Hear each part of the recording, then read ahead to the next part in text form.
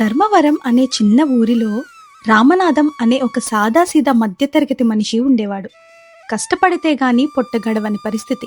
సంపాదన అంతంత మాత్రమే అయినా ఉన్నదానిలో తృప్తిగా సంతోషంగా బతకడం అతనికి అలవాటు.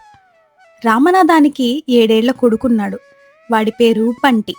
అతని భార్య కనక మహాలక్ష్మి. పెద్ద పిసినారి. కనకం ఇంటి ఖర్చుల విషయంలో చాలా జాగ్రత్తగా ఉండేది. కానీ ఆ జాగ్రత్త కొన్నిసార్లు హద్దులు కూడా దాటిపోయేది. ఒకరోజు ఉదయం రామనాథం నిద్రలేచి, ఏమోయ్ కనకం, కాస్త కాఫీ ఇస్తావా? తలనొప్పిగా ఉంది. అబ్బా ఇప్పుడేగా తెల్లారింది, అప్పుడే కాఫీ ఆరాటమా? నిన్న రాత్రి మిగిలిన మజ్జిగున్నాయి, అవి తాగొచ్చు కదా. కాఫీ పొడి, పాలు, పంచదార అన్నీ ఉచితంగా వస్తున్నాయా ఏంటి? అబ్బా సరేలే, కాఫీ వద్దు ఏమొద్దు, కనీసం ఆ మజ్జిగైనా కాస్త ఉప్పేసివ్వు.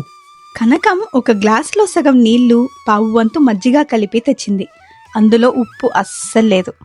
అబ్బబ్బా ఏంటి కనకం, ఇందులో ఉప్పే లేదు? అదా, ఉప్పు ఎక్కువ తింటే బీపీ వస్తుందండి. మీ ఆరోగ్యం కోసమే ఉప్పు తగ్గించాను. పైగా ఈ నెల ఉప్పు ప్యాకెట్ కోటా కూడా అయిపోయింది. వచ్చే నెల దాకా సర్దుకోవాలి కదా. ఇలా ఉంటుంది మన కనకం వ్యవహారం. అలా మధ్యాహ్న భోజన సమయం వచ్చింది. ఉదయం నుంచి కష్టపడి పనిచేసిన రామనాథానికి బాగా ఆకలిగా ఉంది. అదే సమయంలో బయట ఆడుకుంటున్న బంటి కూడా ఆకలితో ఇంటికి పరిగెత్తుకుంటూ వచ్చాడు. నాన్న, పొట్టలో ఎలుకలు పరిగెడుతున్నాయి నాన్న. అమ్మ ఈరోజు ఏం వండుతుంది? మంచి వాసన రావడం లేదే, కనీసం తిరగమాత వాసన కూడా రావడం లేదు అని చింటూ అడగటంతో, పదరా అమ్మేం చేసిందో చూద్దాం అంటూ ఇద్దరూ కలిసి వంటింట్లోకెళ్లారు. అమ్మా, చాలా ఆకలిగా ఉంది. ఈరోజు సండే కదా, చికెన్ వండావా? పోనీ గుడ్డు పొరటైనా చెయ్యమ్మా. చికెనా, గుడ్లా? అవన్నీ తింటే వేడి చేస్తుందిరా. నీ ఆరోగ్యం కోసమే అమ్మ కూరగాయలు వండుతుంది. ఇదిగో చూడు, వంకాయ టమాటో కూర. కానీ అమ్మా, ఒక్క వంకాయతో ముగ్గురి కూర ఎలా అవుతుంది? ఎందుకవ్వదు? వంకాయని ఆవగించి సైజులో సన్నగా కొయ్యాలి. అందులో ఒక చెంబుడు నీళ్లు పోసి ఉడికించి కాస్త శనగపిండి కలిపావనుకో, మంచి కూర అవుతుంది. వెళ్ళు, మీ నాన్న పక్కన కూర్చో, 5 నిమిషాల్లో వడ్డిచ్చేస్తాను. ఆమె పెట్టిన తిండిని చూసి చింటూ ఏడుపు ముఖం పెట్టాడు. కనకం, మనం సంపాదించేది ఎందుకు? కడుపు నిండా తినడానికే కదా. మన ఒక్కగానొక్క కొడుకు ఆకలి అంటుంటే నీకు మనసెలా ఒప్పుతుందే?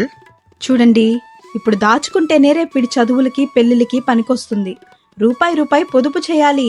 తినడానికే డబ్బులన్నీ తగలేస్తే రేపు రోడ్డున పడతాం అని కనకం సమాధానం చెప్పటంతో తండ్రి కొడుకులిద్దరూ ఆ నీళ్ల కూరతోని సగం కడుపు నింపుకున్నారు.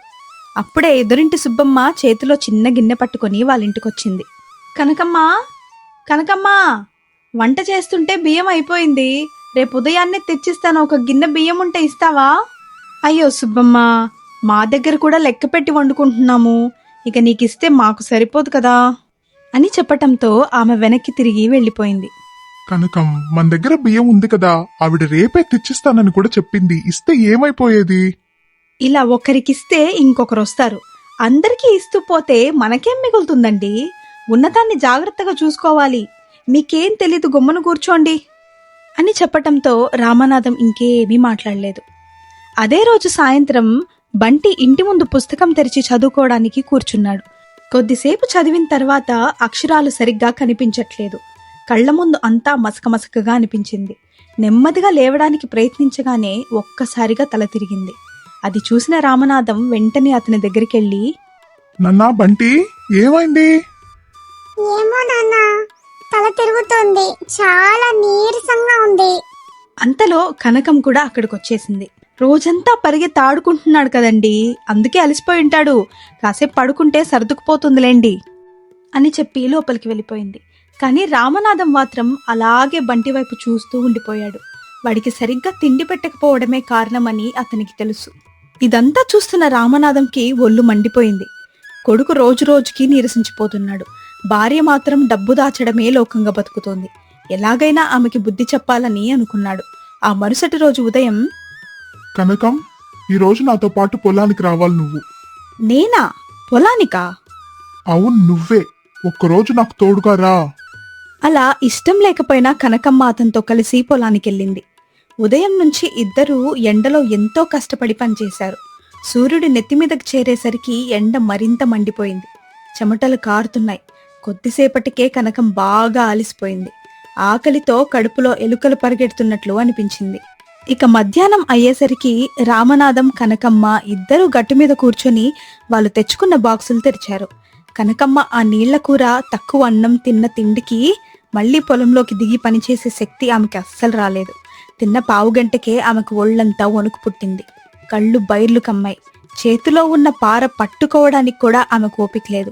నీరసంగా గట్టు మీద కుప్పకూలిపోయింది. కనకం, ఏమైంది? ఎందుకలా పడిపోయావు? ఏమోనండి, ఒక్క అడుగు కూడా వేయలేకపోతున్నాను. కాళ్ళు చేతులు ఆడే ఓపికే లేదు. శరీరంలో అసలు శక్తి లేనట్లే అనిపిస్తోందండి. చూసావా కనకం, ఉదయం నుంచి కష్టపడ్డావు, కానీ కడుపు నిండా తిండి తినలేదు. ఇప్పుడు నీ శరీరానికి పనిచేసే శక్తి కూడా లేకపోయింది. ఇదే విషయం నేను నీకు ఇన్నాళ్లుగా చెప్పాలనుకుంటున్నానే. మనం సంపాదించే డబ్బు దాచుకోవడానికే కాదు, ముందుగా మన కుటుంబం ఆరోగ్యం, సంతోషంగా ఉండటానికి కూడా. రేపటి కోసం పొదుపు చేయడం తప్పు అనట్లేదు, కానీ ఆ రేపటి కోసం ఈ రోజు కడుపులు మార్చుకోవడం మాత్రం పెద్ద తప్పు. రోజంతా కష్టపడే మనకు కడుపు నిండా తిండి కూడా లేకపోతే ఆ దాచుకున్న డబ్బు వల్ల ఇంక ఉపయోగం ఏంటి? మనమే ఆరోగ్యంగా లేకపోతే మన కొడుకు కోసం కలలు కనేదెవరు? రేపటి గురించి ఆలోచించాలంటే ముందు ఈరోజు బలంగా ఉండాలి మనం. మనకు ప్రాణం ఉంటేనే ఆ భవిష్యత్తు కూడా ఉంటుంది అని చెప్పటంతో కనకమ్మకు ఒక్కసారిగా కళ్ళు తెరుచుకున్నట్లు అనిపించింది. తన పిసినారతనం తన ప్రాణాలకే ముప్పు తెస్తుందని తెలుసుకొని కన్నీళ్లు పెట్టుకుంది. దయచేసి నన్ను క్షమించండి. భవిష్యత్తు కోసం దాచుకోవాలనే ఆశలో ప్రస్తుతం మనం బతకడానికి అవసరమైన అవసరాలను కూడా గాలికొదిలేశాను. ఇకపై ఎప్పుడూ ఇలా జరగదు. అలా రోజులు గడుస్తుండగా వాళ్ళ ఇంటి వాతావరణమే మారిపోయింది. కనకం ఖర్చు చేయడంలో వృధా చేయలేదు. అలాగని అవసరమైన చోట కూడా వెనకాడట్లేదు. బంటికి పోషకాహారం పెట్టేది. రామనాథం ఆరోగ్యం కూడా చూసుకునేది. అవసరమైనంత ఖర్చు చేస్తూనే మిగిలిన దాన్ని తెలివిగా పొదుపు చేయడం నేర్చుకుంది. ఆమెలో కలిగిన ఈ మార్పుకి రామనాథం, బంటి ఎంతగానో సంతోషించారు. ఈ కథలో నీతి ఏంటంటే, పొదుపు చేయడం తప్పు కాదు, కానీ ఆ పొదుపు కోసం మన కుటుంబాన్ని ఆకలితో ఉంచడం, ఆరోగ్యాన్ని పాడు చేసుకోవడం మాత్రం చాలా పెద్ద తప్పు. అవసరమైన చోట ఖర్చు చేయాలి, మిగిలిన దాన్ని పొదుపు చేయాలి. ఎందుకంటే డబ్బు మళ్ళీ సంపాదించుకోవచ్చు, కానీ ఆరోగ్యం, ప్రేమ, మనుషుల అనుబంధం ఒక్కసారి పోతే తిరిగి తెచ్చుకోవడం చాలా కష్టం. ఈ రోజు సంతోషంగా, ఆరోగ్యంగా ఉంటేనే రేపటి భవిష్యత్తు అందంగా ఉంటుంది. ఈరోజు కష్టపడి సంపాదించిన ప్రతి రూపాయి మన జీవితాన్ని మెరుగుపరచాలి, కానీ మన జీవితాన్నే కష్టాల్లోకి నెట్టకూడదు. మీకు కనుక ఈ కథ నచ్చినట్లయితే లైక్ చేయండి, షేర్ చేయండి. మన ఛానల్ని ఫస్ట్ టైం చూస్తున్నట్లయితే సబ్స్క్రైబ్ చేసుకోవడం మర్చిపోకండి. Thank you very much for watching.